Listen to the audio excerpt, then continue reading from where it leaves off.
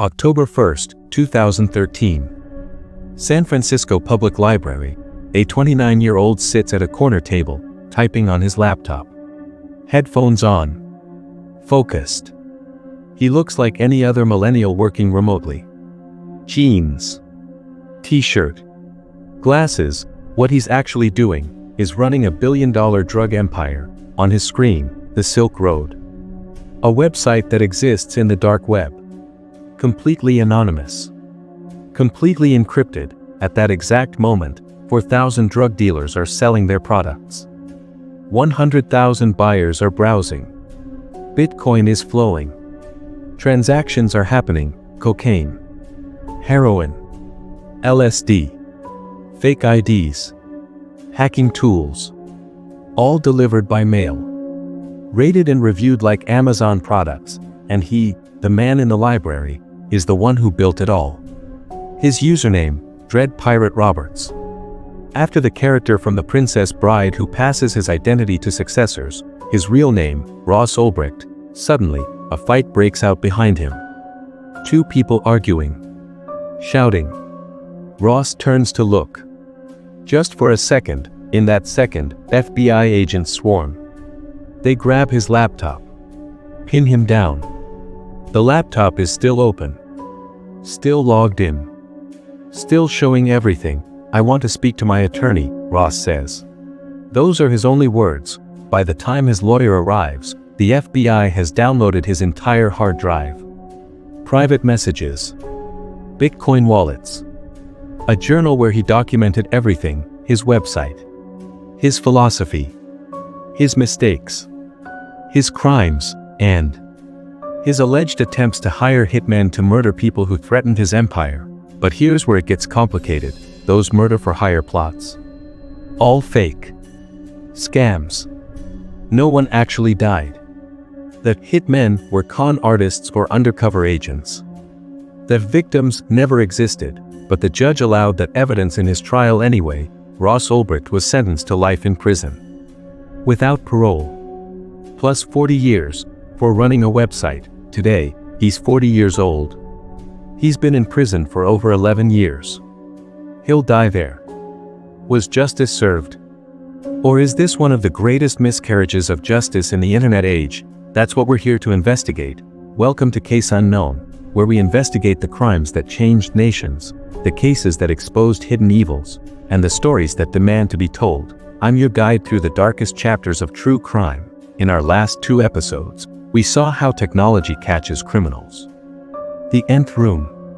The Golden State Killer. Technology as the hero. Today, we explore the flip side. What happens when technology enables crime in ways never before possible, and what happens when the punishment doesn't fit anything we've seen before. This is the Silk Road case. The story of Ross Ulbricht. The dark web. And a question that still divides people today: was he a criminal mastermind, or a scapegoat for a new kind of crime society didn't know how to handle? Before we continue, this episode discusses drug trafficking, alleged murder-for-hire plots, and contains details about dark web crime.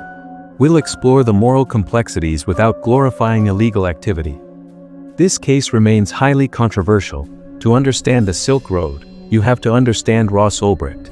He wasn't a career criminal. He wasn't a drug kingpin. He wasn't even particularly interested in drugs. He was a libertarian idealist who believed the government had too much power. And he wanted to prove a point. Ross William Ulbricht was born March 27, 1984, in Austin, Texas. Middle-class family. Eagle Scout. Good student. By all accounts, a normal kid. He earned a scholarship to the University of Texas at Dallas. Studied physics. Then earned a master's degree in materials science and engineering from Penn State. He was brilliant. Focused. Driven, but somewhere during graduate school, his interests shifted. He started reading libertarian philosophy. Austrian economics. Free market theory. He became obsessed with the writings of Ludwig von Mises. Murray Rothbard. Thinkers who argued for minimal government. Maximum individual freedom. Ross began to see the world through a particular lens. The government was the problem. Regulations were oppression. True freedom meant no restrictions on voluntary exchanges between people, including the exchange of drugs. In Ross's view, the war on drugs was government overreach. If two adults wanted to buy and sell drugs voluntarily, why should the government stop them? But this wasn't just philosophical rambling. Ross wanted to create something. To prove his ideas could work in practice, in 2010, Ross moved back to Austin. He tried starting a used bookstore. It failed. He tried day trading.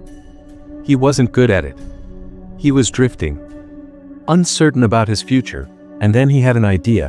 What if you could create an online marketplace where people could buy and sell anything, completely anonymously, beyond government control, a place where the free market could operate without regulation, where individuals had complete freedom, where government couldn't interfere? He would call it Silk Road, and he would use two technologies that had recently emerged, Tor and Bitcoin. Let me explain these, because they're critical to understanding the story. Tor, the onion router. Imagine you want to send a message to someone, but you don't want anyone to know it came from you. Normally, internet traffic can be traced. Your IP address, your location, all visible, but Tor works differently. It bounces your traffic through multiple servers around the world. Each layer of encryption is like a layer of an onion. By the time your message reaches its destination, no one can trace it back to you. The dark web is the part of the internet that only works through Tor. Websites have strange addresses ending in .onion. They're invisible to Google. Invisible to normal browsers. Anonymous. Bitcoin, digital currency. In 2010, Bitcoin was new. Most people had never heard of it. But it had one feature that fascinated Ross: pseudonymous transactions. When you pay with Bitcoin, there's no name attached. Just a string of numbers and letters. A wallet address. The transactions are recorded on a public ledger called the blockchain. But unless someone can connect your wallet address to your real identity, you're anonymous. Ross saw the potential immediately. Tor for the website. Bitcoin for payments. Complete anonymity for buyers and sellers. And so, in his apartment in Austin, Texas, Ross Ulbricht began building the Silk Road. He taught himself web development, learned about server infrastructure, figured out how to route everything through Tor, set up Bitcoin payment processing, and on February 6, 2011, the Silk Road went live. At first, it was tiny. A handful of vendors. A few dozen products. Mostly marijuana.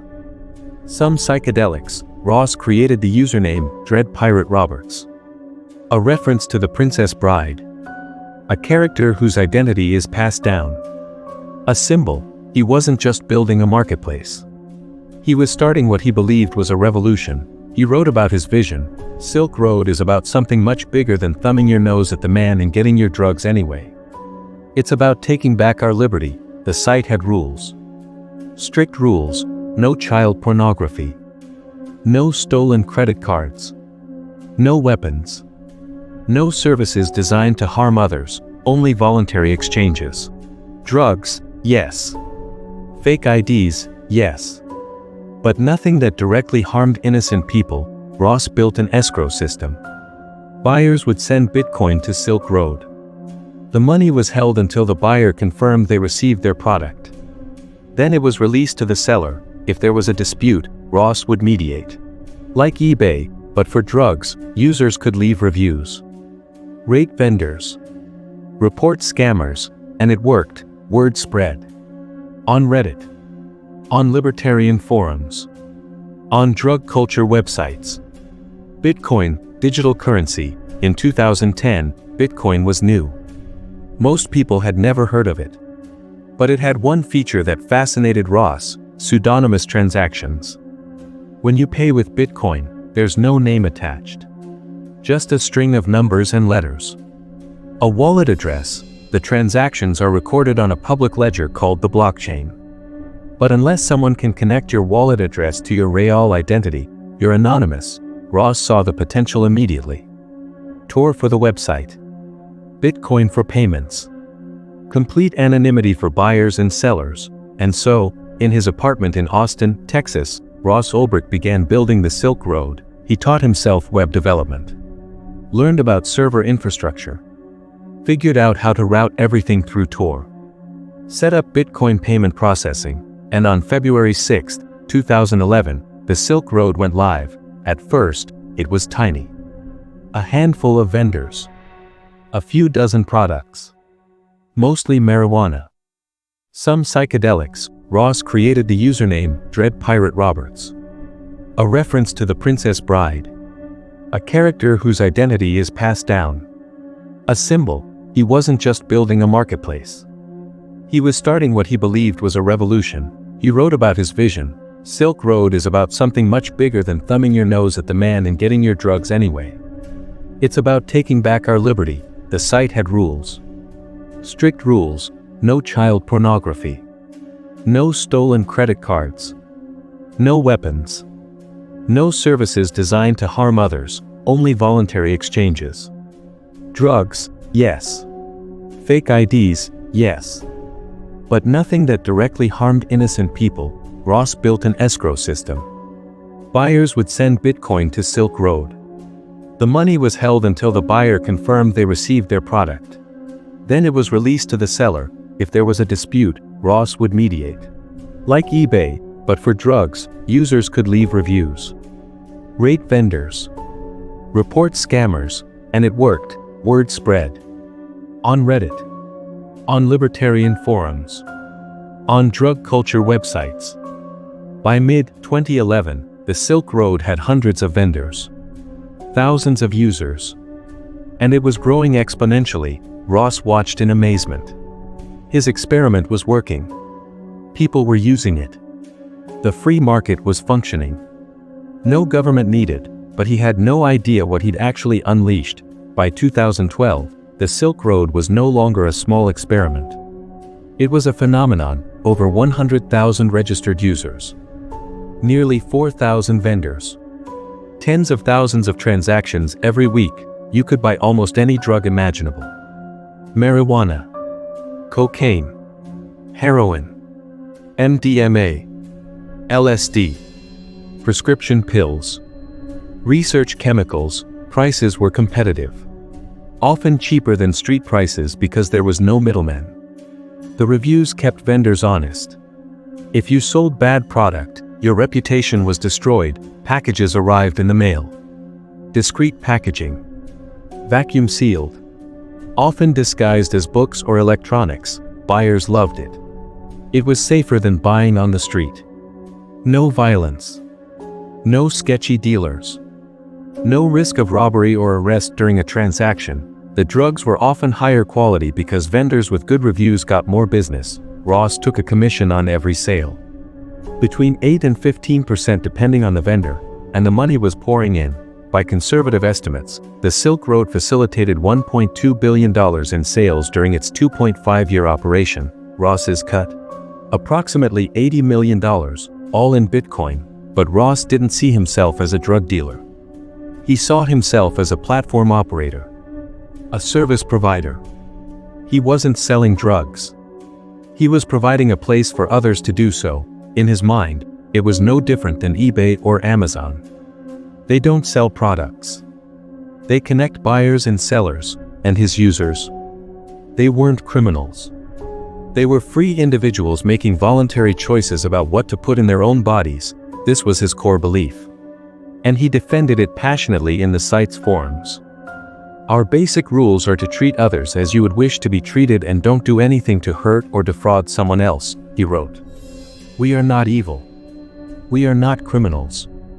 We are people who believe in freedom, but the government saw things differently. In June 2011, Senator Chuck Schumer held a press conference. He'd learned about the Silk Road. And he was outraged. It's a certifiable one-stop shop for illegal drugs that represents the most brazen attempt to peddle drugs online that we have ever seen, Schumer said. It's more brazen than anything else by light years. He called for the DEA and Department of Justice to shut it down immediately. The media picked up the story. Gawker published an article, the underground website where you can buy any drug imaginable. Suddenly, everyone knew about the Silk Road, and traffic exploded. The Gawker article was supposed to help shut the site down. Instead, It was the best advertising Ross could have asked for. Registrations surged. Vendors flooded in. Sales skyrocketed. Ross couldn't believe it. His small experiment had become a global phenomenon, but with that attention came danger. Law enforcement agencies around the world were now focused on taking down the Silk Road. The DEA, the FBI, Homeland Security, Europol, and Ross. He was in over his head. Running the Silk Road was a 24/7 job. Mediating disputes, updating the site, managing servers, evading law enforcement. The stress was crushing. He hired moderators. But he couldn't trust anyone completely. Paranoia set in, and then, something darker emerged. In the private messages that would later be recovered from his laptop, Ross began discussing murder. According to the evidence presented at his trial, Ross allegedly paid for 6 different murders for hire. People who he believed were threatening the Silk Road. Blackmailers. Informants. Threats. But here's the twist that makes this case so controversial. None of those murders actually happened. Every single one was either an undercover agent posing as a hitman, or a scam artist taking Ross's money and faking evidence of murder. The victims were either fictional or undercover agents staging their own deaths, but Ross didn't know that. He believed he was ordering real murders. He transferred hundreds of thousands of dollars in Bitcoin. He received fake photos of dead bodies, and in his private messages, he showed no remorse. "I'm pissed I had to kill anyone," he allegedly wrote. "But that was the price I had to pay." This is where opinions diverge sharply. Did Ross actually intend to have people killed?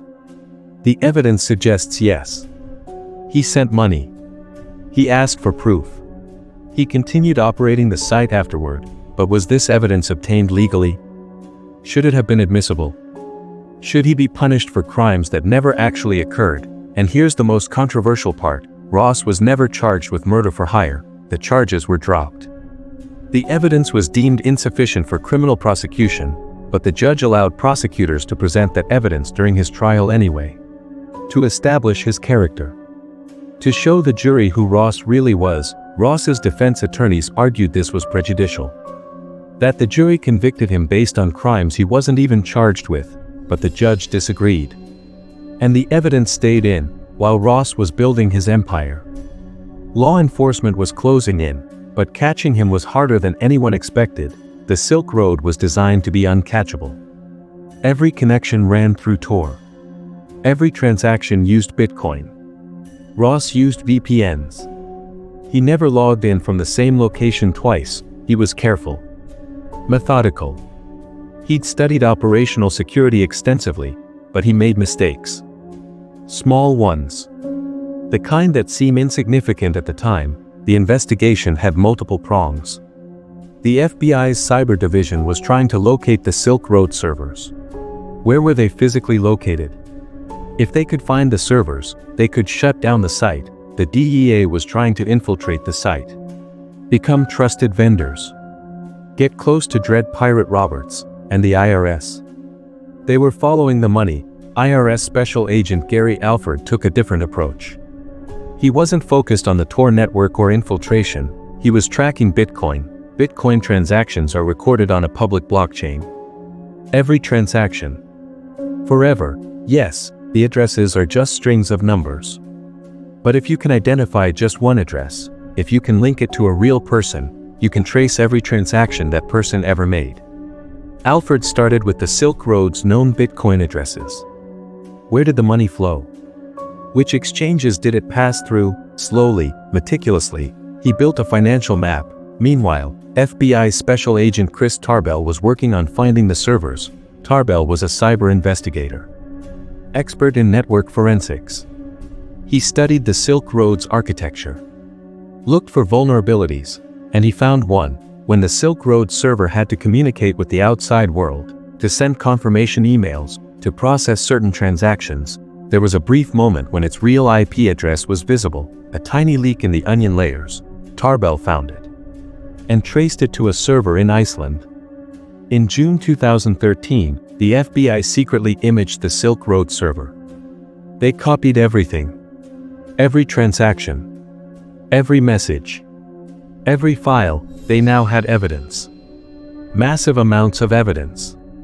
But they still didn't know who Dread Pirate Roberts was. That's where old-fashioned detective work came in. Another investigator, IRS agent Jared Duryagian, started digging through internet archives. Old posts. Early mentions of Silk Road, and he found something interesting. In January 2011, before Silk Road launched, someone posted on a drug forum, "I'm working on a website that will use Tor and Bitcoin to create an anonymous marketplace." The username, Altoid. Later, that same username posted on Bitcoin forums, promoting Silk Road in its early days. Then, in October 2011, the Altoid account posted a job listing. Looking for an IT pro in the Bitcoin community to work on a venture-backed company, and the contact email? rossulbricht@gmail.com, Ross Ulbricht. His real name. Tied directly to the promotion of Silk Road in its earliest days, it was a rookie mistake. And it would cost him everything. Investigators now had a name. They started building a profile. Where did Ross live? What was his background? Did he have the technical skills to build Silk Road? Yes. Physics degree. Engineering masters. Lived in Austin when Silk Road launched. They tracked his social media. Monitored his online activity. Built a case, and they waited for the perfect moment to strike. That moment came on October 1, 2013. Ross had moved to San Francisco. He was living in a shared apartment in the Glen Park neighborhood. Keeping a low profile, but the FBI knew where he was. They'd been watching him for weeks. On October 1, FBI agents tracked Ross to the San Francisco Public Library. He was there almost every day. Working on his laptop. Managing the Silk Road. They needed to catch him while he was logged in. If they arrested him at home, he might have time to lock his computer. Encrypt his drives. Destroy evidence. They needed his laptop open. Unlocked. Active, so they staged a distraction. 2 undercover agents started arguing behind Ross. Loudly. Escalating. Creating a scene. Ross turned to look. Human instinct. Just for a second, in that moment, FBI agents rushed from all sides. One grabbed Ross. Another grabbed his laptop before he could close it or hit any keys. The screen was still on. Still logged in as Dread Pirate Roberts. Chat windows open. Admin controls visible. Everything. Ross said only one sentence. "I want to speak to my attorney." Ross Ulbricht was charged with 7 counts. Narcotics trafficking conspiracy, computer hacking conspiracy, money laundering conspiracy, trafficking fraudulent identity documents, continuing criminal enterprise. The kingpin charge. The trial began on January 13, 2015. In Manhattan federal court, the prosecution had overwhelming evidence. The entire Silk Road server. Ross's laptop with his journal. Private messages. Bitcoin wallets. Ross had kept a journal documenting everything. His vision. His challenges. His profits. His fears. In that journal, he'd written, "Everyone knows I am the boss. I created the site, am responsible for it and hold the keys to it." The defense's strategy was novel. Ross Ulbricht created Silk Road, yes. But he sold it. He wasn't Dread Pirate Roberts anymore. Someone else had taken over the site. That person committed the crimes. Not Ross, it was the Dread Pirate Roberts defense. Just like in The Princess Bride, where the title passes from person to person, but the jury didn't buy it. The evidence was too clear. The journal. The Bitcoin wallets on his laptop. The admin messages from the day of his arrest, and then there was the murder for hire evidence. Remember, Ross was never charged with attempted murder. But the prosecution was allowed to present that evidence anyway. Chat logs where Ross allegedly discussed killing people. Bitcoin transactions totaling $730,000 sent to supposed hitmen. Photos of staged murder scenes. The defense objected. This was prejudicial. He wasn't charged with these crimes, but Judge Catherine Forrest ruled it was admissible to show Ross's intent and character. The jury deliberated for less than 4 hours. Guilty. On all 7 counts, Ross sat silently. His family sobbed in a courtroom, but the real shock came at sentencing. Prosecutors asked for a harsh sentence. This was unprecedented crime. A new kind of criminal enterprise. An example needed to be set. The defense asked for leniency. Ross was a first-time offender. No violence. A misguided idealist, not a hardened criminal. Letters poured in. Supporters wrote about Ross's character. His kindness. His intelligence. His philosophical beliefs, but victims wrote too. Parents whose children had overdosed on drugs purchased from Silk Road. People whose lives had been destroyed by addiction. On May 29, 2015, Judge Forrest delivered the sentence. What you did was unprecedented. And in breaking that ground as the first person, you sit here as the defendant having to pay the consequences for that. The sentence, life in prison. Without possibility of parole. Plus 40 years for good measure, Ross's mother screamed. His father collapsed. Ross himself looked stunned. Life. For running a website, people who commit murder sometimes get less time. Rapists. Child abusers. People who commit horrific violent crimes. Ross had never physically harmed anyone. He'd never even met most of his customers, but Judge Forrest was clear. Silk Road's birth and presence asserted that its founder was better than the laws of this country. It is for this reason that I will not grant you a sentence reduction. Ross was 31 years old. He would die in prison. Today, Ross Ulbricht is serving his sentence at USP Tucson, a high-security federal prison in Arizona. He's 40 years old now. He's been incarcerated for over 11 years. His mother, Lynn Ulbricht, has become a full-time advocate for his release.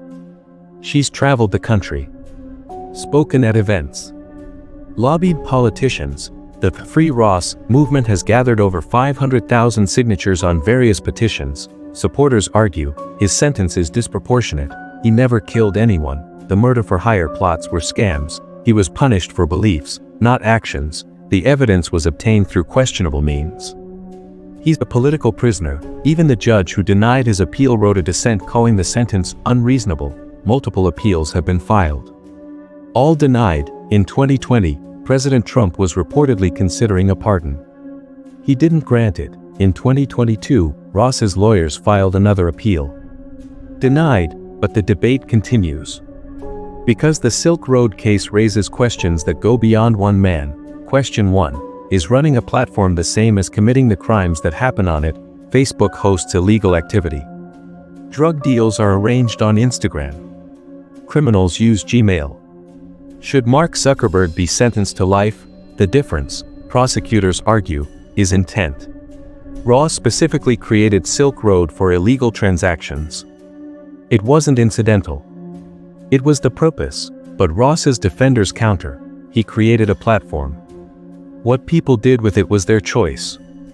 Their responsibility. Where's the line? Question 2. Should sentencing consider harm that might have occurred versus harm that did occur? Ross was sentenced partly based on the potential for harm. Drugs that could have killed people. Fake IDs that could have been used in terrorism.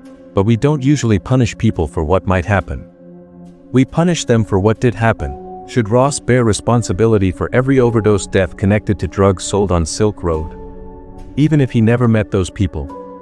Even if the dealers would have sold the drugs anyway. Just on a different platform. Question 3. What about the corruption? This part is often overlooked, but it's crucial. 2 federal agents working the Silk Road case were later convicted of